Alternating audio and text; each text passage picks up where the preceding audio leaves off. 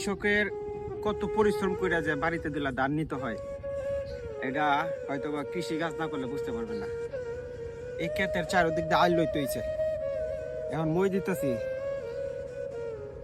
পরে এই ক্ষেত লাগাইতে হইব, বাঁচতে হইব, সার দিতে হইব, কাটতে হইব। এর ভিতরে রিক্স আছে। যদি বন্যা আসে তে আল্লাহর দান আল্লাহ এলে নিয়ে যেতে পারে, বাড়িতেও না নিতে পারি। তারপরে কষ্টের পরিশ্রম কমই পাওয়া যায়। মনে করেন 800-900 টাকা মন ধান নিয়ে বিক্রি করতে হবে বাজারে। কৃষকের কোনোদিন লাভে ধান বেচতে পারে না। এটা হলো সবচেয়ে মূল কষ্টের বিষয়।